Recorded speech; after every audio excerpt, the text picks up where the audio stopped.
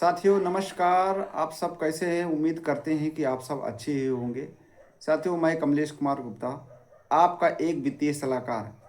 साथियों आपको हर्ष होगा कि मैं वित्तीय 17 सालों से मैं परिवार को एक वित्तीय सलाहकार दे रहा हूं और करीब 2000 परिवार को, पिता को उसके भविष्य के लिए, बेटी परिवार के भविष्य के लिए मैं उनको सिक्योर कर चुका हूं। साथियों इसी विषय पे मैं आपको बताऊंगा, आज एक अंतर बताऊंगा जो कि बिटिया की शादी की प्लानिंग लोग करते हैं। डाक विभाग में लोग भी जमा करते हैं, जिसको लागा ज़्यादा समझते हैं कि हाँ ये कन्यादान पॉलिसी है, इसको डाक विभाग में करना चाहिए। और एलआईसी में लोग जानते हैं वो कन्यादान पॉलिसी एलआईसी में है, उसको करते हैं। डाक में सुकन्या पॉलिसी होती है और एलआईसी में कन्यादान पॉलिसी होती है। दोनों का अंतर आज हम आपको सबको बताएंगे। दोस्तों मान लीजिए कि एक पिता 5 लाख की पॉलिसी डाक विभाग की सुकन्या योजना में कराया और दूसरा पिता 5 लाख की पॉलिसी एलआईसी के कन्यादान पॉलिसी में कराया। समय इसका भी 21 साल है, 21 साल तक जमा करना होगा डाक विभाग का, जबकि एलआईसी में सिर्फ 18 साल जमा करना है। 3 साल प्रीमियम छूट है, पहला अंतर। दूसरा अंतर साथियों, अगर एलआईसी में डाक पोस्ट में यदि पिता को कोई अनहोनी होती है तो प्रीमियम बंद नहीं होगी, नामिनी को, उसकी माँ को प्रीमियम जमा करना होगा। जबकि एलआईसी के कन्यादान पॉलिसी में अगर पिता को कोई आकस्मिक होती है तो वहाँ पे पॉलिसी चालू रहेगी, प्रीमियम बंद हो जाएगी, ऑटोमेटिक एलआईसी उसको जमा करेगी।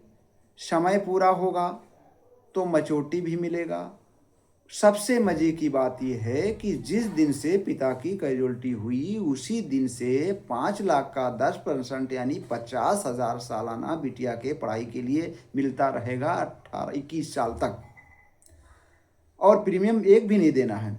जिस समय प्रीमियम पूरी मैच्योरिटी के विधि तक पहुंच जाएगी, वह मैच्योरिटी भी एक मुश्त 11 लाख नामिनी को यानी उसकी माँ को अकाउंट में मिल जाएगा, जबकि ये व्यवस्था डाक विभाग की सुकन्या योजना में नहीं है। नंबर 3 अंतर, इसमें आप अगर बिटिया को अच्छा वर मिल गया तो बीच में ये पैसा नहीं ले सकते और ना ही आप लोन ले सकते। ये डाक विभाग की सुकन्या की बात है। जबकि एलआईसी के कन्यादान पॉलिसी में आपको अगर बिटिया के लिए अच्छा वर मिल गया तो आप अगर 10 लाख 11 लाख मैच्योरिटी है तो 7 लाख 8 लाख रुपया ले करके बिटिया की शादी कर सकते हैं।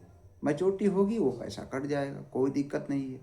तो आपका समय के अनुसार वो पैसा काम आ गया। 3 अंतर ये हो गए। साथियों डिस्कवर की बात करें तो एक्सीडेंटल डिस्कवर सुकन्या पॉलिसी में नहीं है, केवल सामान्य डिस्कवर है।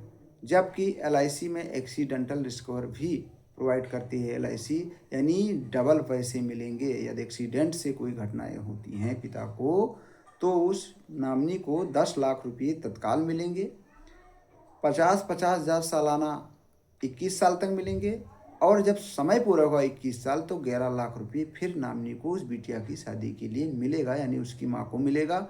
और वो बेहतरीन रूप से, यानी जो प्लानिंग पिता ने किया वो प्लानिंग निश्चित तौर से एलआईसी के कन्यादान में पूरा होगा। इसीलिए इस पॉलिसी का नाम जीवन लक्ष्य है। साथियों जबकि यह लक्ष्य, जिस लक्ष्य के लिए लोग सुकन्या कराते हैं वो लक्ष्य पूर्ण रूप से उसमें नहीं है। आप सब लोग पढ़ा लिखा हैं, आप लोग अंतर देखिए, ढूंढिए, और दोनों पॉलिसी में यानी डाक विभाग में और एलआईसी के कन्यादान में, दोनों में लगभग गवर्नमेंट का सावरन गारंटी है, कहीं कोई टेंशन नहीं है, यानी पैसा मिलना तय है। तो साथियों आप सब ये जानकारी देना था और आप सब इस जानकारी को आप देखिए और एक बार सलाह ज़रूर लें। मेरा नंबर है, आप सब जानते होंगे, 9984271593। आप सभी का हार्दिक स्वागत। Thank you very much. मिलते हैं हम अगली वीडियो में। धन्यवाद।